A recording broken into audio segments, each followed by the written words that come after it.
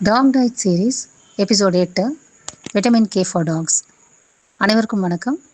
Pets diary பேஜஸ்க்கு உங்களை வரவேற்கிறேன். இன்றைக்கி காணொலியில் நம்ம பார்க்க போவது விட்டமின் கே நாய்களுக்கு என்ன நன்மை தரும், விட்டமின் கே பற்றாக்குறை இருந்தாலும் அதிகமாக இருந்தாலும் நாய்க்கு ஏற்படக்கூடிய அறிகுறிகள் மற்றும் பாதிப்புகள், விட்டமின் கே உணவுகள் என்ன அப்படிங்கிறது இன்றைக்கி நம்ம பார்க்கலாம். விட்டமின் கேயோட அதிமுக்கியமான வேலை இரத்தத்தை உறைய வைத்தல். ரத்தம் உரையலைன்னு சொன்னால் ஒரு சிறு காயம் கூட பெரும் ஆபத்தாக முடிஞ்சிடும். விட்டமின் கே எலும்புகளை பலமாக்கும், குட்டிகளோட ஆரோக்கியமான வளர்ச்சிக்கும் ரொம்ப அவசியமானது.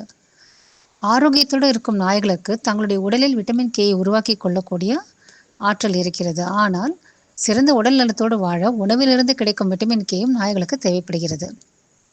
விட்டமின் கே பற்றாக்குறையினால் ஏற்படக்கூடிய அறிகுறிகள்: மூக்கிலிருந்து இரத்தம் வடிதல் அல்லது ஈறுகளில் இரத்தம் வருதல், சிறுநீர் அல்லது மலத்தில் இரத்தம் வருதல், காயம் விரைவில் ஆறாதிருத்தல், வளரும் குட்டிகளுக்கு எலும்பு பலமாக இல்லாமல் இருத்தல்.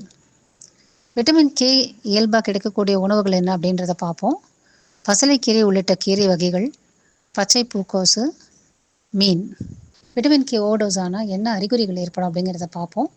மூச்சு விடுவதில் சிரமம், பசியின்மை, சோர்வு, பலவீனம், வெளிரிய ஈறுகள், கண்களில் மஞ்சள் நிறம் ஏறுதல், மயக்கமடைதல். விட்டமின் கே பொதுவாக அதிகமாக ஓவர்டோஸ் ஆகிறதுக்கான வாய்ப்புகள் கம்மி அப்படின்னாலும் விட்டமின் கே 3ல் அந்த வாய்ப்பு உண்டு. இது கண்டிப்பாக நம்ம தடுத்தாக வேண்டும். விலங்கு நல மருத்துவரின் பரிந்துரை இல்லாமல் எந்த ஒரு சப்ளிமெண்ட்டும் கொடுக்க வேண்டாம். விட்டமின் கே ஓவர்டோஸ் ஆகிவிட்டதாக கருதினால் உடனடியாக உங்கள் விலங்கு நல மருத்துவரை தொடர்பு கொள்ளவும். மறக்காமல் எங்கள் சேனலுக்கு சப்ஸ்கிரைப் செய்து எங்களுக்கு ஆதரவும் ஊக்கமும் தருமாறு கேட்டுக்கொள்கிறேன். நன்றி, வணக்கம்.